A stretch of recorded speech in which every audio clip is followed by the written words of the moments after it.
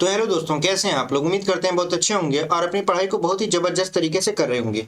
तो आज हम लोग अपने बचे हुए प्रश्न को सॉल्व करने वाले हैं। पिछली वीडियो में हमने क्लास 11th का समुच्चय का जो 1 से लेकर 5 तक प्रश्न था उसको हमने सॉल्व करवा दिया था। आज हम लोग उसके आगे के प्रश्नों को सॉल्व करेंगे और देखेंगे कि कैसे ये प्रश्न बहुत ही आसानी में सॉल्व होने वाले हैं।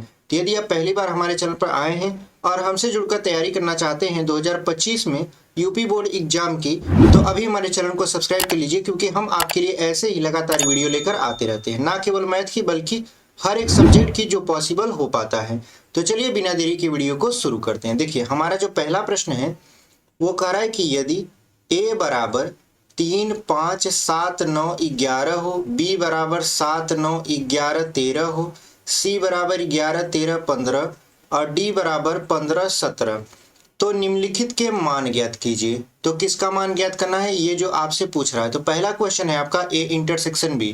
तो हमने आपसे पहले बताया था कि जब u उल्टा लिखा जाता है तो इसको इंटरसेक्शन बोलते हैं। ये जो u है ये उल्टा लिखा गया है तो इसे क्या बोलते हैं, इंटरसेक्शन, मतलब सर्वनिष्ठ बोलते हैं।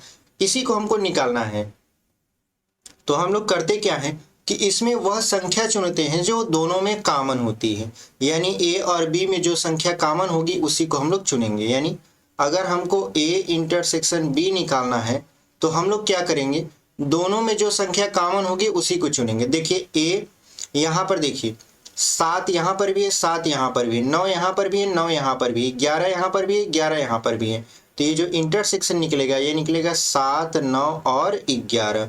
यही आपका क्या हो जाएगा, आंसर हो जाएगा। तो उम्मीद करते हैं बहुत अच्छे तरीके से आपको ये समझ में आया होगा। यानी जब आप इंटरसेक्शन निकालते हो तो दोनों में जो उभयनिष्ठ होता है उसी को बस लिखा जाता है, बाकी सबको छोड़ दिया जाता है। आगे बढ़ते हैं। देखिए आगे जो है आपका वही प्रश्न है लेकिन उसका दूसरा प्रश्न कह रहा है बी इंटरसेक्शन सी निकालिए। तो आप बी इंटरसेक्शन, यहाँ पे इंटरसेक्शन सी लिखेंगे तो ये कितना आएगा आपका बी इंटरसेक्शन सी। तो यहाँ पे बी और सी पर ध्यान दीजिए, दोनों में कॉमन क्या है, देखिए यहाँ पर है 7, 9, 11, 13 और यहाँ पर है 11, 13, 15। तो दोनों में 11 और 13 मैच कर रहे हैं।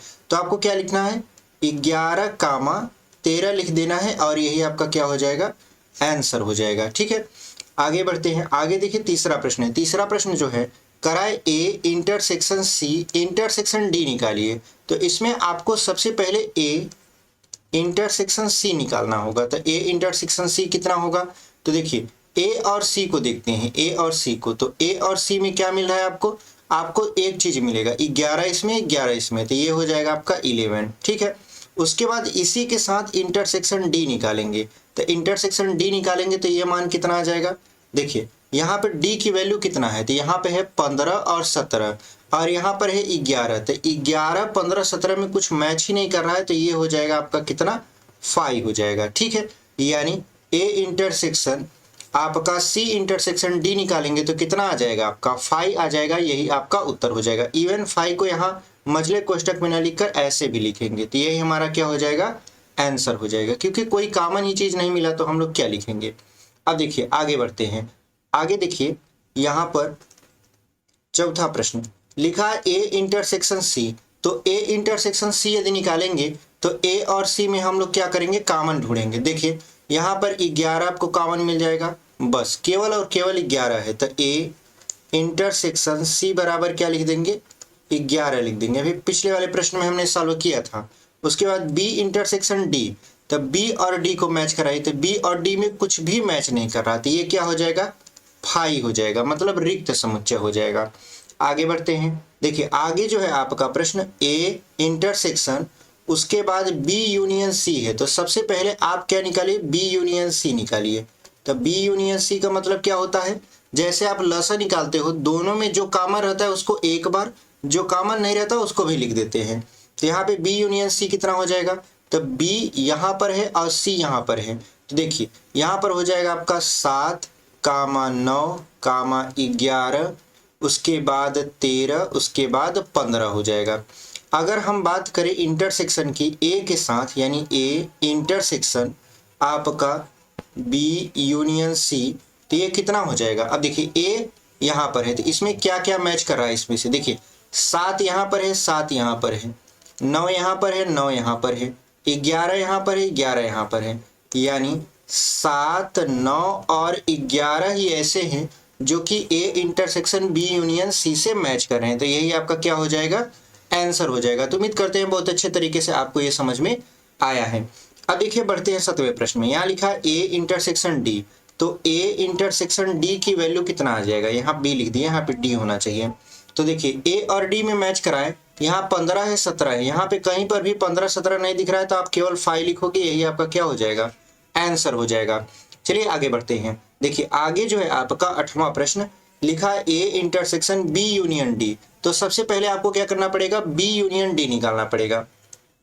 तो बी यूनियन डी बराबर कितना हो जाएगा, देखिए बी और डी को लिखेंगे तो यहाँ पे हो जाएगा 7, 9, 11, 13, फिर 15, फिर 17 हो जाएगा, ठीक है।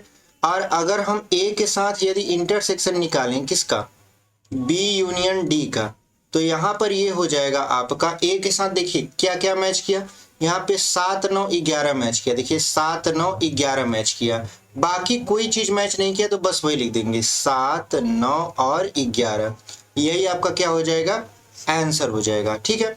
अब देखिए आपका 9वां प्रश्न जो 9वां प्रश्न है वो कह रहा है कि ए इंटरसेक्शन बी फिर इंटरसेक्शन बी यूनियन सी निकाले। तो सबसे पहले आपको ए इंटरसेक्शन बी निकालना पड़ेगा, ये कितना होगा, तो ए इंटरसेक्शन बी में देखिए 7, 9, 11 मैच करा था तो हम लिख दिए 7, 9 और 11। उसके बाद आपको बी यूनियन सी निकालना पड़ेगा, तो बी यूनियन सी कितना हो जाएगा, देखिए 7, 9, 11, 13 और 15। अब इसी के साथ इसका इंटरसेक्शन निकालेंगे, देखिए दोनों में कॉमन क्या है, तो जब आप ए इंटरसेक्शन बी फिर यहाँ पे लिखेंगे इंटरसेक्शन बी यूनियन सी निकालोगे, तो देखिए दोनों में जो कॉमन है यहाँ पे 7, 9, 11, तो यहाँ पे 7, 9 और 11, यही आपका क्या हो जाएगा, आंसर हो जाएगा, ठीक है। ये आपका क्या हो गया, आंसर। तो उम्मीद करते हैं आपको ये समझ में बिल्कुल अच्छे तरीके से आ गया होगा। चलिए बढ़ते हैं आगे। देखिए आगे आपका ए यूनियन डी के साथ इंटरसेक्शन निकालना है बी यूनियन सी का, ठीक है। तो सबसे पहले हम लोग निकालेंगे ए यूनियन डी। तो ए यूनियन डी मतलब ए और डी को, तो यहाँ पे लिखेंगे आप 3, 5, 7, 9, फिर 11, फिर यहाँ पे 15, फिर 17, ठीक है। उसके बाद अगर हम बी यूनियन सी निकालें, क्या निकालें, बी यूनियन सी, तो बी यूनियन सी कितना हो जाएगा, देखिए 7, 9, 11, 13 और यहाँ पर हो जाएगा आपका 15। अब दोनों में जो कॉमन होगा वही तो हमारा इंटरसेक्शन है, तो यहाँ पे लिखेंगे ए यूनियन डी, फिर यहाँ पे इंटरसेक्शन का चिन्ह, फिर लिखेंगे बी यूनियन सी बराबर कितना हो जाएगा, देखिए दोनों में कॉमन क्या है, 7, 9, 11, 15, तो लिख देंगे 7, 9, 11 और 15, यही हमारा क्या हो जाएगा, आंसर हो जाएगा। देखिए यहाँ पर 7, 7, 9, 9, 11, 11, फिर यहाँ पे 15, 15, तो यही हमने लिख दिया और यही हमारा क्या हो गया, आंसर हो गया। तो उम्मीद करते हैं आपको बहुत अच्छे तरीके से ये समझ में आया होगा। बढ़ते हैं अपने अगले प्रश्न में। देखिए हमारा जो अगला प्रश्न है लिखा है यदि a बराबर यक्स ऐसा है कि यक्स एक प्राकृतिक संख्या है, b यक्स ऐसा है कि यक्स एक सम संख्या है, c यक्स ऐसा है कि यक्स एक विषम प्राकृतिक संख्या है, d यक्स ऐसा है कि यक्स एक अभाज्य संख्या है, तो निम्नलिखित के मान ज्ञात कीजिए। पहला लिखा है a इंटरसेक्शन b, तो यहाँ पे a बराबर क्या लिखा है, यक्स ऐसा है कि यक्स एक प्राकृतिक संख्या, तो हम लोग लिखेंगे यहाँ पे a बराबर प्राकृतिक संख्या का मतलब 1, 2, 3, 4, 5, 6, 7, 8, 9, यही तो प्राकृतिक संख्या होता है। उसके बाद b जो होता है लिखा है यक्स ऐसा है कि यक्स एक सम संख्या है, मतलब 2, 4, 6, 8, 10 ऐसे चलता जाएगा, ठीक है। इसका इंटरसेक्शन निकालना है तो इंटरसेक्शन में क्या कॉमन मिलेगा आपको, 2, 4, 6, 8, 10 यही सब कॉमन मिलेंगे, तो आपको लिखना है a इंटरसेक्शन b बराबर, यहाँ पे लिखना है यक्स ऐसा है कि यक्स एक सम संख्या है, यक्स एक सम प्राकृतिक संख्या है, प्राकृत यहाँ पे संख्या है, ठीक है, जहां यक्स बिलोंग्स टू यन, यन का मतलब नेचुरल नंबर, ठीक है। यहाँ पे देखिए दोनों में केवल 2, 4, 6, 8, 10 ही कॉमन मिलेंगे, बाकी कोई कॉमन नहीं मिलेगा। तो हमने इसको इस तरीके से लिख दिया। अब देखिए अगला प्रश्न। अगला प्रश्न क्या कर रहा है कि आपका सेम टू सेम यहाँ पे ए इंटरसेक्शन सी निकालना है, सवाल वही है। तो ए इंटरसेक्शन सी, तो हमने ए में निकाला था x एक प्राकृतिक संख्या है, सी क्या है, एक विषम प्राकृतिक संख्या है। यहाँ पे अब यदि आप ए इंटरसेक्शन सी निकालोगे तो यहाँ पे आपको लिखना पड़ेगा x ऐसा है कि x एक विषम प्राकृतिक संख्या है। क्या है आपका, विषम, यहाँ पे लिखेंगे प्राकृत संख्या है। ऐसा क्यों लिख रहे हैं हम, देखिए संख्या है जहां x बिलोंग्स टू n लिख देंगे, ठीक है। ऐसा हम क्यों लिख रहे हैं, देखिए यहां पर a जो था आपका, a में आपका सम और विषम दोनों था क्योंकि ये प्राकृतिक था, b में सम था और c में विषम था। तो b वाला जब सम हो गया तो हमने b का यहाँ लिखा कि यह एक सम संख्या है, c वाले में विषम है तो हमने उसको विषम लिख दिया, ठीक है। उम्मीद करते हैं आपको ये समझ में आया होगा। आगे बढ़ते हैं। आगे देखिए यहाँ पे लिखा है a इंटरसेक्शन d, यानी यहाँ पे d क्या है, x ऐसा है कि x एक अभाज्य संख्या। तो बस आपको यही पकड़ना है, लिखना है a इंटरसेक्शन यहाँ पे d बराबर, यहाँ लिखना है x ऐसा है कि x एक अभाज्य संख्या है। x एक क्या है, अभाज्य संख्या है, ठीक है। बस इसी को लिख देना है, अभाज्य संख्या है जहां x बिलोंग्स टू n, ठीक है। यही लिख देंगे, आपका उत्तर क्या हो जाएगा, रेडी हो जाएगा। और यदि आप चाहें तो आप इसे रोस्टर विधि में लिख सकते हैं। ये तो हम समुच्चय निर्माण विधि में लिख रहे हैं, आप रोस्टर विधि में इसको लिख सकते हैं। आगे बढ़ते हैं। देखिए आगे जो है आपका चौथा प्रश्न कर रहा है b इंटरसेक्शन c बताइए। b और c, देखिए b में यहाँ पे क्या लिखा था, सम, और c में क्या लिखा है, विषम। तो क्या सम और विषम आपस में कभी उभयनिष्ठ होंगे, तो नहीं होंगे। तो आपको लिखना पड़ेगा b इंटरसेक्शन c बराबर फाई, मतलब खाली, ठीक है। क्योंकि एक सम है एक विषम है, दोनों में मैच ही नहीं करेगा, तो ये कुछ जब कॉमन ही नहीं मिलेगा तो हम लोग क्या लिख देंगे, फाई। यही हमारा क्या हो जाएगा, आंसर हो जाएगा, ठीक है। आगे बढ़ते हैं। आगे देखिए लिखा है b इंटरसेक्शन c। b क्या है आपका, सम है, d क्या है आपका, अभाज्य है। तो जब आप b इंटरसेक्शन d निकालोगे तो आपको केवल और केवल 2 मिलेगा, ठीक है। क्योंकि दो सम अभाज्य संख्या है, यानी अभाज्य भी है और सम है, दोनों में केवल 2 ही कॉमन मिलेगा। यही आपका क्या हो जाएगा, आंसर हो जाएगा। आगे बढ़ते हैं। देखिए आगे जो है आपका c इंटरसेक्शन d दिया है, तो c क्या है आपका, विषम है, और d क्या है आपका, एक अभाज्य संख्या है। तो यहाँ पे यदि c इंटरसेक्शन d निकालोगे तो आपको लिखना पड़ेगा यहाँ पर 3, 5, 7 बस, ठीक है। उसके बाद यदि आप आगे बढ़ोगे तो 11 ऐसे डॉटेड डॉटेड लिख दोगे, क्योंकि 3, 5, 7, 11 ये ऐसी संख्या है जो कि क्या है, एक अभाज्य संख्या है, और ये एक प्राकृतिक विषम संख्या भी है। तो दोनों में यही कॉमन मिल रहे थे तो हमने इसको लिख दिया। यही आपका क्या हो जाएगा, आंसर हो जाएगा। आगे बढ़ते हैं। देखिए आगे जो है आपका 8वां प्रश्न। 8वां प्रश्न क्या कर रहा है, यहाँ पे देखिए लिखा है निम्नलिखित समुच्चय युग्मों में से कौन से युग्म असंयुक्त है। असंयुक्त का मतलब ये होता है जिसमें कॉमन नहीं मिल रहा है। अगर कॉमन मिलेगा तो वो संयुक्त होगा, और यदि कॉमन नहीं मिलेगा तो वो असंयुक्त होगा। कहने का मतलब ये है कि जिसमें इंटरसेक्शन निकल सकता है वो तो आपका संयुक्त होगा, और जिसमें इंटरसेक्शन नहीं निकल सकता वो क्या होगा, असंयुक्त होगा। जैसे देखिए यहाँ पर 1, 2, 3, 4 तथा x ऐसा है कि x एक प्राकृतिक संख्या है और x की वैल्यू 4 के बराबर और 4 से बड़ी, 6 के बराबर या 6 से छोटी है। तो यहाँ पे देखिए इसको लिखना चाहे तो ये इस वाले को हम लिख सकते हैं 4, 5, 6 ऐसे लिख सकते हैं।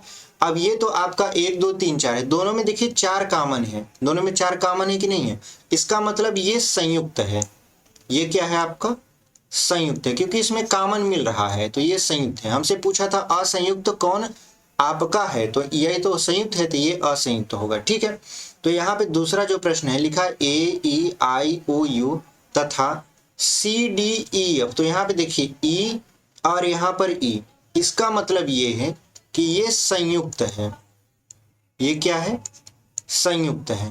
कहने का मतलब ये है इसमें कॉमन मिल रहा है। यहाँ पे लिखिए x ऐसा है कि x समपूर्णांक, समपूर्णांक का मतलब 2, 4, 6, 8 है, और x ऐसा है कि x विषम पूर्णांक है, तो सम पूर्णांक में तो 2 4 6 8 ऐसे बढ़ेगा, ठीक है। और विषम पूर्णांक में क्या हो जाएगा, 3 5 7 9 ऐसे बढ़ेगा। तो इन दोनों में कॉमन कुछ भी नहीं है, तो ये आपका क्या हो जाएगा, असंयुक्त होगा, क्योंकि कॉमन मिल ही नहीं रहा है, तो असंयुक्त लिख देंगे, ठीक है, असंयुक्त है। तो केवल हमारा तीसरा वाला ही असंयुक्त है, बाकी दोनों क्या है, संयुक्त है। तो उम्मीद करते हैं आपको ये समझ में आया होगा। आगे बढ़ते हैं। देखिए आगे जो 9वां प्रश्न है, लिखा है यदि a बराबर 3 6 9 12 15 18 21, मतलब ये 3 का पहाड़ा है एक तरीके से, b बराबर 4 का पहाड़ा है, c बराबर 2 का पहाड़ा है और d बराबर 5 का पहाड़ा है, ठीक है। यानी तो आपसे पूछ रहा है a माइनस बी बताइए। यहाँ पे देखिए a माइनस बी, तो हमने आपको बताया था समुच्चय का अंतर। समुच्चय के अंतर में हमने आपको समझाया था कि a माइनस बी वह समुच्चय होता है जिसमें a में तो अवयव है लेकिन b में नहीं है, यानी वह अवयव जो कि कॉमन नहीं है a में, वही लिखा जाएगा। तो यहाँ पे a में देखिए और b में देखिए, तो देखिए 3 a में नहीं है, 3 a में तो है b में नहीं है, तो हम लोग क्या लिखेंगे, a माइनस बी बराबर यहाँ पर 3, ठीक है। उसके बाद 6 नहीं है तो 6 लिख देंगे। उसके बाद देखिए 9 नहीं है तो 9 लिख देंगे। उसके बाद देखिए 12 है तो नहीं लिखेंगे। 15 नहीं है तो 15 लिख देंगे। 18 नहीं है तो 18 लिख देंगे। 21 नहीं है तो 21 लिख देंगे, ठीक है। यानी a का वह अवयव जो b में नहीं होता वही a माइनस बी होता है, यही आपका क्या हो गया, आंसर हो गया। यदि कॉमन मिलता है तो उसको छोड़ देते हैं, सिंपल सी बात है। यहाँ पे देखिए दूसरा a माइनस सी, तो a माइनस सी कितना होगा, तो देखिए a और c को देखिए, तो a और c में क्या कॉमन नहीं मिल रहा है, a पर ध्यान दीजिए, तो a में देखिए 3 है, c में कहीं 3 है नहीं है, तो लिख दीजिए 3। उसके बाद यहाँ पर 6 है, यहाँ पर 6 है नहीं लिखेंगे। 9 है, यहाँ पर 9 नहीं है तो 9 लिख देंगे। उसके बाद देखिए यहाँ पर है 12, तो यहाँ पर भी देखिए 12, तो यहाँ पे 12 नहीं लिखेंगे। फिर 14 यहाँ पर तो है लेकिन यहाँ पर नहीं है, यहाँ पर है 15, तो हम लोग 15 लिख देंगे। उसके बाद 18 तो 18 लिख देंगे। फिर लिख देंगे 21, यही आपका क्या हो जाएगा, आंसर हो जाएगा, ठीक है। और यहाँ पर है a माइनस डी, मतलब a का वह अवयव जो कि d में ना हो। तो देखिए a का वह अवयव, तो 3 देखिए 3 आपका नहीं है तो 3 लिख दीजिए। उसके बाद देखिए आपका 6 नहीं है। उसके बाद 9 नहीं है। उसके बाद आपका यहाँ देखिए 12 नहीं है। फिर 15 है तो 15 को छोड़ देंगे। 20 नहीं है, 18 नहीं है, 21 नहीं है, तो यही आपका क्या हो जाएगा, आंसर हो जाएगा। यानी a का वह अवयव जो कि d में न हो क्या कहलाता है, a माइनस डी कहलाता है। आगे बढ़ते हैं।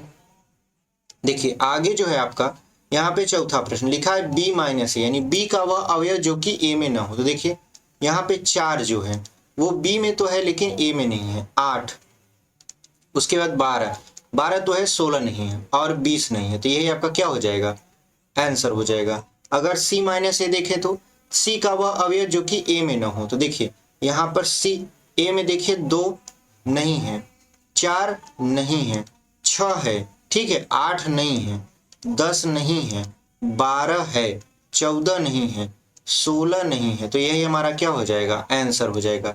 d माइनस 1 देखते हैं, d का वह अवयव जो कि a में ना हो, तो यहाँ पे देखिए 5, उसके बाद 10, 15 देखिए है, 15 इसमें भी है, 15 इसमें भी है, तो इसमें छोड़ देंगे इसको। 20 देखिए नहीं है तो लिख देंगे 20, यही हमारा क्या हो जाएगा, आंसर हो जाएगा। यानी डी का वह अवयव जो कि ए में ना हो। आगे बढ़ते हैं।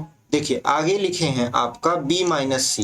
बी माइनस सी का मतलब बी का वह अवयव जो कि सी में ना हो। तो यहाँ पे देखेंगे बी में देखिए 4 है, 4 यहाँ पर भी है, 8 इसमें भी है, इसमें भी है, 12 इसमें भी है, 16 इसमें भी है, 20 जो है बी में है लेकिन आपका सी में नहीं, तो केवल 20 लिख देंगे, यही हमारा क्या हो जाएगा, आंसर हो जाएगा। यहाँ पे b माइनस डी देखते हैं। b माइनस डी कितना है, b का वह अवयव जो कि d में ना हो। देखिए b यहाँ पर लिखा है 4 और d में कहीं 4 है नहीं है तो लिख देंगे 4।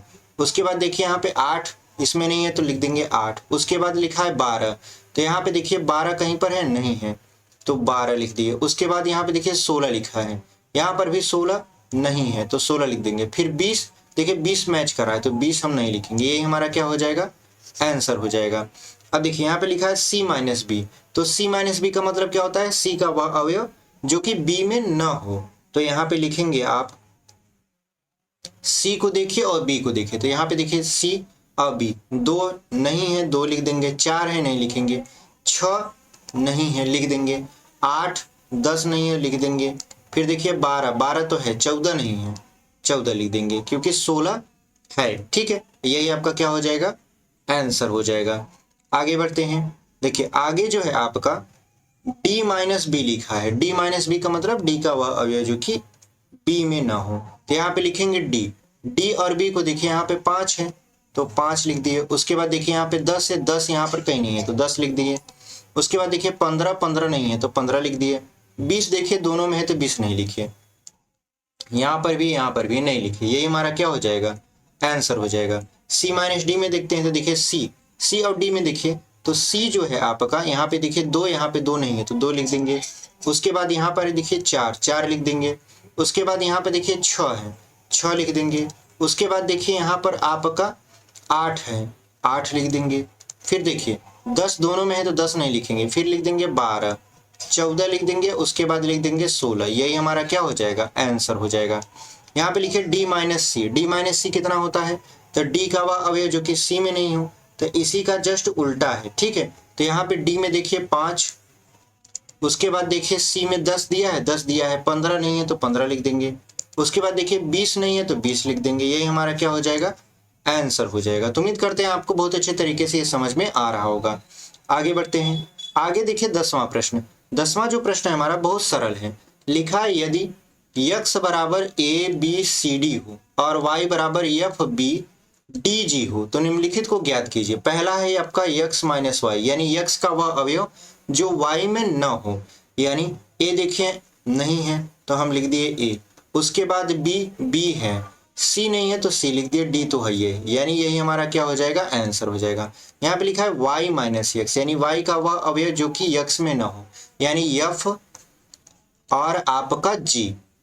ठीक है, यही हमारा क्या हो जाएगा, आंसर हो जाएगा।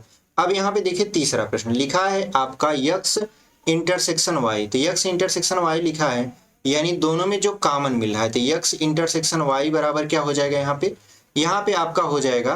देखिए दोनों में कॉमन क्या है, b और d, यहाँ पे देखिए b और d, यहाँ पर भी b और d, तो लिख देंगे b कामा d, यही आपका क्या हो जाएगा, आंसर हो जाएगा। बढ़ते हैं अपने अगले प्रश्न में। देखिए अगला प्रश्न है आपका यदि r वास्तविक संख्याओं और q परिमेय संख्याओं के समुच्चय हो तो r माइनस q का होगा। देखिए r जो है वो आपका वास्तविक संख्या है। ठीक है, ये क्या है आपका वास्तविक संख्या, और आपका यहाँ पर क्या है, q बराबर क्या है आपका परिमेय संख्या। ठीक है, q बराबर क्या है आपका परिमेय संख्या। वास्तविक संख्या में दो संख्या होता है, कौन कौन सा, यहाँ पे एक होता है आपका परिमेय, ठीक है, और एक होता है आपका अपरिमेय, यानी परिमेय संख्या और अपरिमेय संख्या से मिलकर ही क्या बनता है आपका वास्तविक संख्या बनता है। ठीक है, तो यहाँ पे देखिए लिखा है r माइनस क्यू, यानी r जो है इसमें दो संख्या है, अगर दोनों संख्या में से एक संख्या घटा दें यानी परिमेय को हटा दें तो क्या बचेगा, अपरिमेय बचेगा। r माइनस क्यू का मतलब क्या होता है, r का वह अवयव जो कि q में न हो, तो q क्या है आपका परिमेय है, तो जो परिमेय निकल गया आपका वास्तविक संख्या में से तो क्या बचा, अपरिमेय संख्या, तो लिख देंगे r माइनस क्यू बराबर अपरिमेय संख्या, अपरिमेय संख्या का समुच्चय। ठीक है, अपरिमेय संख्या का समुच्चय। ठीक है, यही आपका क्या हो जाएगा, आंसर। क्योंकि देखिए r जो था ये वास्तविक संख्या था, इसमें दो संख्याएं परिमेय और अपरिमेय, परिमेय निकल गया तो क्या बचा, अपरिमेय संख्या बचा, यही आपका क्या हो जाएगा, उत्तर हो जाएगा। तो उम्मीद करते हैं आपको ये समझ में आया होगा। आगे देखिए लिखा है 12वां प्रश्न, सबसे लास्ट प्रश्न शायद यही है। लिखा है बताइए कि निम्नलिखित कथनों में से प्रत्येक सत्य है या असत्य, अपने उत्तर का औचित्य भी बताइए, मतलब आपको ट्रू फॉल्स बताना है। देखिए यहाँ लिखा है पहला प्रश्न 2 3 4 5 तथा 3 और 6 असंयुक्त हैं, तो हमने कहा था देखिए यदि कॉमन मिलेगा तो संयुक्त हैं, यदि कॉमन नहीं मिलेगा तो असंयुक्त है। तो देखिए यहाँ पर तो कॉमन आपका नहीं मिल रहा है, नहीं मिल रहा है, यहाँ पे देखिए 3 है, यहाँ पर 3 है, तो ये असंयुक्त नहीं है, क्योंकि ये तो संयुक्त हो गया, कॉमन मिल गया तो संयुक्त है, तो ये आपका कथन क्या होगा, गलत। यहाँ पे देखिए A E I O U, यहाँ पे लिखा है A B C D, तो यहाँ पे देखिए A मैच कर गया यहाँ पर ए मैच कर गया। लिखा है असंयुक्त है, लेकिन ये संयुक्त है, असंयुक्त नहीं है, तो ये आपका ट्रू, आपका फाल्स हो गया। क्यों? क्योंकि देखिए ये असंयुक्त इसलिए नहीं है क्योंकि ये कॉमन मिल रहा है। कॉमन अगर मिला होता, कॉमन यदि न मिला होता तो ये असंयुक्त होता। देखिए यहाँ पे 2 4 2 6 10 और 14, यहाँ लिखा है 3 7 11 15, दोनों में कुछ कॉमन मिल रहा है, तो आप कहोगे नहीं मिल रहा है। लिखा है असंयुक्त समुच्चय, तो ये बात सही है, ये आपका असंयुक्त है क्योंकि इसमें कॉमन कोई चीज मिल नहीं रहा है। यहाँ पे लिखा है आपका 2 6 10, यहाँ पे लिखा है 3 7 11, इसमें भी कोई चीज कॉमन नहीं मिल रहा है, तो ये भी आपका असंयुक्त है। मतलब 2 ठो तो आपका गलत है, 2 ठो आपका सही है। तो देखते हैं आगे कोई प्रश्न है क्या।